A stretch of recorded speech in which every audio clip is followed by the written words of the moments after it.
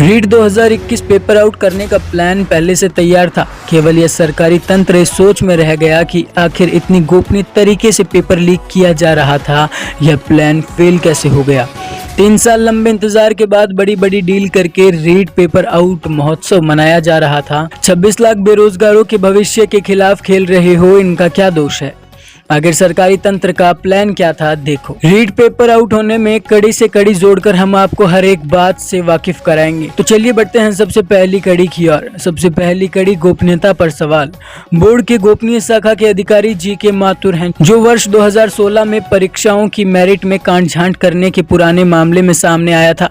ACB में शिकायत के बाद पुष्टि हुई कि मेरिट में गड़बड़ी हुई है। ACB की जांच में संदिग्ध मिले उस वक्त आरोप था कि माथुर ने DS साइंस अकेडमी के संचालन को उत्तर पुस्तिका जांच करने वाले शिक्षक की सूचना दी। इसके बाद भी वापस बोर्ड ने इन्हें रिटायर होने के बाद भी गोपनीय शाखा में लगाए रखा। आखिर ऐसा क्यों। दूसरी कड़ी ब्लैक लिस्ट सेंटर बनाना। SOG ने गंगापुर सिटी की DS साइंस अकेडमी परीक्षा केंद्र को संदिग्ध माना है। अकेडमी का संचालन उमेश शर्मा पहले से अरोली में ज्ञानदीप स्कूल चलाता था। फर्जी दस्तावेज तैयार कर उसी स्कूल का नाम बदलकर गंगापुर में DS साइंस अकेडमी खोली। शिकायत शासन सचिव स्कूल से की तो जांच में स्कूल फर्जी मिला। शिक्षा सचिव ने स्कूल की मान्यता रद्द करने के आदेश दिए, लेकिन CMO की दखल के बाद मामला दबा दिया गया। जब स्कूल फर्जी ही था तो बोर्ड ने उसे सेंटर क्यों दिया। तीसरी कड़ी है कंटेनर पलटना। मनोहरपुर हादसे के बाद पेपर से बड़े कंटेनर को एस्कॉर्ट क्यों नहीं किया और पेपर कार के जरिए क्यों भिजवाए गए, इसके बाद में जांच क्यों नहीं की गई अब तक। चौथी कड़ी बहुत उलझी हुई है, समझते रहिए।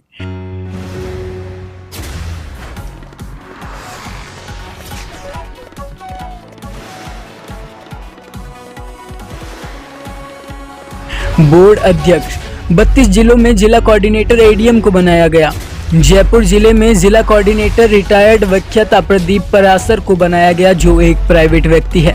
सबसे बड़ा सवाल, आखिर 26 लाख बेरोजगारों का भविष्य किसी निजी व्यक्ति के हाथ में क्यों दिया। DP जारोली ने अपने खास मित्र प्रदीप परासर को ही जिला कोऑर्डिनेटर क्यों बनाया। क्या जयपुर में सरकारी अधिकारी पेपर की जिम्मेदारी नहीं ले रहे थे। DP जारोली को किस बात का डर था कि जो मामले को इतना दबा रहे थे। आखिर जहाँ DP जारोली ने अपने खास मित्र को जिला कोऑर्डिनेटर बनाया, वहीं से पेपर लीक कैसे हुआ। भजनलाल बिश्नोई ने 8 दिन पहले ही पृथ्वी मीणा से पेपर की डील 40 लाख में किस आधार पर की।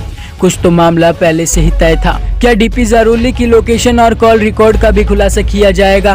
और 23 दिसंबर से 28 दिसंबर तक शिक्षा संकुल की CCTV फुटेज का भी खुलासा क्या किया जाएगा। प्रदीप परासर जयपुर जिला कोऑर्डिनेटर ने रामकृपाल मीणा को डिप्टी जिला कोऑर्डिनेटर बनाया।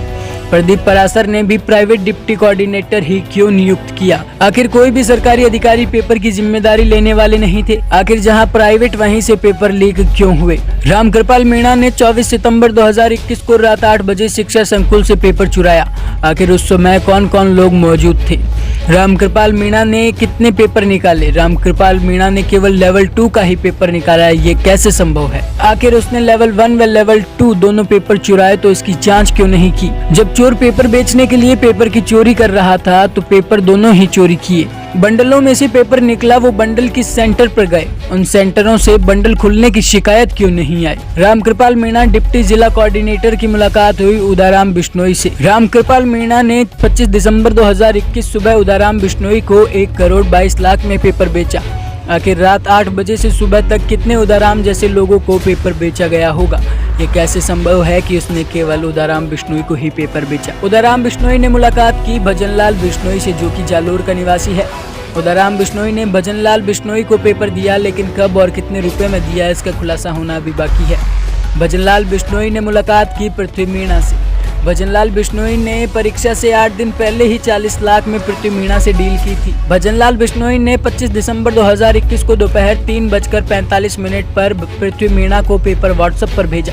पुलिस के अनुसार भजनलाल बिश्नोई ने बाड़मेर से व्हाट्सएप के माध्यम से जयपुर और सवाई माधोपुर पेपर भेजा। पृथ्वी मीणा ने मुलाकात की रवि जिन्नापुर और रवि पागड़ी से। सवाई माधोपुर के एक प्राइवेट स्कूल में 18 अभ्यर्थियों को बुलाकर परीक्षा से ही पेपर व आंसर की बांटी गई थी। एक पेपर का सौदा 8 से 12 लाख में किया गया। स्कूल में प्रिंटर लगाकर पेपर बांटे। पृथ्वी मीणा का पहला सहयोगी रवि जिन्नापुर के परिवार में एक स्कूल है जहां अभ्यर्थियों को पेपर दिया गया। परंतु खास बात यह है कि वहां पर कोई सेंटर नहीं था। इसने सभी अभ्यर्थियों को बाद में पेपर के लिए रीट परीक्षा सेंटर पहुंचाया। कितने को दिया और कितने रुपए में दिया, इसका खुलासा होना अभी बाकी है। पृथ्वी मीणा का दूसरा सहयोगी रवि पागड़ी। अभ्यर्थियों से संपर्क कर सौदा किया, परिचितों से भी संपर्क कर सौदा किया।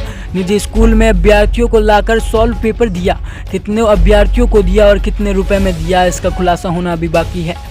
पृथ्वी मीणा ने मुलाकात की बत्तीलाल मीणा से उर्फ विकास मीणा से। बत्तीलाल मीणा की लोकेशन जयपुर की थी। बत्तीलाल मीणा ने कितने रुपए में पेपर खरीदा, इसका खुलासा अभी तक नहीं हुआ है। और कितने लोगों को पेपर बेचा और कितने रुपए में बेचा, इसका खुलासा होना भी बाकी है। बत्तीलाल मीणा का सहयोगी शिवा कचेरी केवल गिरफ्तार किया गया, लेकिन कोई भी खुलासा अभी तक नहीं हुआ है। बत्तीलाल मीणा ने पेपर दिया संजय मीणा को। संजय मीणा ने पेपर दिया दिलखुश और आशीष मीणा को। दिलखुश ने आगे पेपर दिया देवेंद्र कांस्टेबल को, जिनकी पत्नी लक्ष्मी गुज्जर रीट की अभ्यर्थी थी। देवेंद्र कांस्टेबल ने आगे पेपर दिया युद्धवीर हेड कांस्टेबल को, जिनकी भी पत्नी सीमा गुज्जर रीट की अभ्यर्थी थी। देशराज ने देवेंद्र कांस्टेबल और युद्धवीर हेड कांस्टेबल दोनों से ही डील की, लेकिन कब और कितने रुपए में की, इसका खुलासा अभी तक नहीं हुआ है।